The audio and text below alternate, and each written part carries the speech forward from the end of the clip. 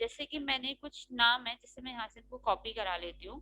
Control C से मैंने इसको यहाँ पे कॉपी करा लिया और इनके साथ मैं कुछ सरनेम लिख देती हूँ, जैसे शर्मा।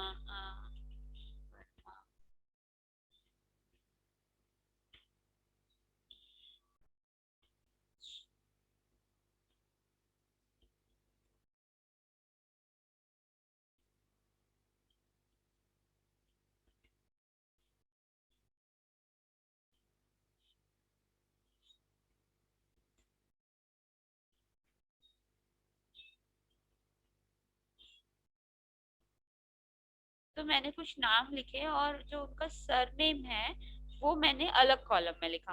तो जैसे मैंने आपको होम में यहाँ पर जस्टिफाई का यूज करना बताया था, तो जस्टिफाई के अंदर यूज क्या बताया था कि अगर कुछ आपने एक कॉलम में लिखा है, आपको उनको डिवाइड करना है, तो वो आप अलग अलग कॉलम में लिख सकते हो। और अगर आपको वो सभी नेम आपने अलग अलग कॉलम में लिखे हैं, आप उन्हें एक कॉलम में करना चाहते हो, तो भी आप जस्टिफाई यूज कर सकते हो। तो यहाँ पर फ्लैश बिल भी कुछ इसी तरह है कि पहले एक नाम जो है आप पूरा खुद से लिख लेंगे। पहले लिखती हूँ और देन करती हूँ। अगर आप देखोगे यहाँ पे जो मेरा फ्लैश फिल है, ठीक है, इसको यहाँ पे क्लिक करो, तो देखो इसने जो दो अलग अलग कॉलम में नाम लिखे थे वो एक में कर दिया है। तो इसके लिए हम फ्लैश फिल का यूज करते हैं। ठीक, मतलब ये डायरेक्टली नहीं करेगा, पहले वाला जो नाम होगा, जो पहले होगा, वो आपको डेमो इसका देना पड़ेगा। फिर फ्लैश फिल आप करोगे तो ये बाकियों को खुद कर देगा। हम आते हैं क्लियर में।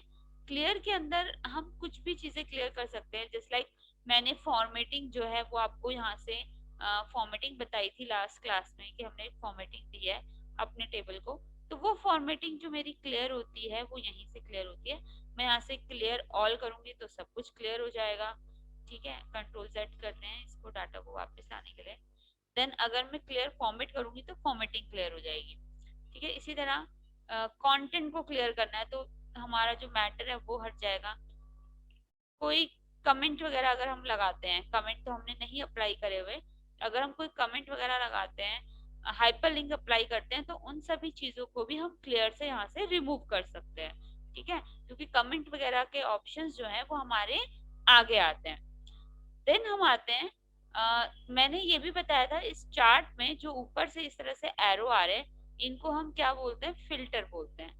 फिल्टर का यूज क्या होता है, पर्टिकुलरली किसी रिकॉर्ड को देखने के लिए हम फिल्टर यूज करते हैं। ठीक है, इस तरह से अगर मैंने रिकॉर्ड 2 करा तो मेरा जो है फिल्टर यहाँ पे अप्लाई हो गया, मुझे जो सिर्फ सेकंड रिकॉर्ड है वही शो हो रहा है। अगर मैं सेलेक्ट ऑल करती हूँ तो मेरा क्या होगा, अगेन जो सारे रिकॉर्ड्स है वो मुझे शो कर देगा यहाँ पे। ठीक है, देन इसी तरह आप नेम के अकॉर्डिंग भी कर सकते हो, फिल्टर को अप्लाई कर सकते हो। जिस भी बच्चे के नाम के अकॉर्डिंग रिकॉर्ड देखना है तो आप नेम के अकॉर्डिंग भी फिल्टर का यूज कर सकते हो। देन हम आते हैं, अगर हम सिलेक्ट ऑल करते हैं तो सिलेक्ट ऑल करने के बाद हम इसे हटा देते हैं यहाँ से। अगर मुझे ये फिल्टर हटाना है, मतलब ये एरो जो आ रहे हैं डाउनवर्ड्स को, ये मुझे नहीं चाहिए, तो इसके लिए मुझे जाना पड़ेगा शॉर्ट में। शॉर्ट में यहाँ पे फिल्टर का ऑप्शन आ रहा है, इस पे क्लिक करोगे तो आपके जो ये फिल्टर है ये यहाँ से हट जाएंगे। देन हम आते हैं शॉर्ट में। हमें शॉर्ट के अंदर क्या करना है, ए टू जेड लगाना है, mean ascending order. Then Z to A लगाना है, मीन्स डिसेंडिंग ऑर्डर में हम अपने डाटा को अरेंज कर सकते हैं। तो इसके लिए हम क्या करेंगे, पहले करेंगे सेलेक्ट। ठीक है, जिस भी हमें करना है, देन हम जाएंगे लार्जेस्ट टू स्मॉल या स्मॉलेस्ट टू लार्जेस्ट, यहाँ पे तो नंबर पे आ गया। ठीक है, अगर मैं यहाँ पे करती हूँ कस्टम शॉट, कस्टम शॉट के अंदर अब मेरा डाटा पूरा सिलेक्ट है, तो ये सबसे पहले पूछेगा, मैंने कहा स्टूडेंट नेम के अकॉर्डिंग सेल वैल्यू को अरेंज करना है। ठीक है, अब अगर मैं करती हूँ ए टू जेड या जेड टू ए, तो इस ये क्या करेगा, स्टूडेंट नेम के अकॉर्डिंग मेरे डाटा को अरेंज करेगा। आप देखोगे जो सीरियल नंबर्स हैं ये मतलब आगे पीछे हो गया। ठीक है, अगर मैं इसको कस्टम शॉट में जाके क्या करती हूँ, स्टूडेंट नेम या रोल नंबर या सीरियल नंबर के अकॉर्डिंग अरेंज करती हूँ, लार्जेस्ट टू स्मॉलर या स्मॉलेस्ट टू लार्जेस्ट। ठीक है, लार्जेस्ट टू स्मॉलर कर लेते हैं ताकि अब क्या होगा, 10 to 1 लग गए। अगर मुझे ये करने हैं लार्जेस्ट, तो मैं डायरेक्ट यहाँ से शॉर्ट कर सकती हूँ, तो largest, sorry, smallest to largest, तो ये मेरा डाटा अगेन पहले जैसा हो गया। तो यहाँ पे हम अपने रिकॉर्ड को शॉर्ट कर सकते हैं।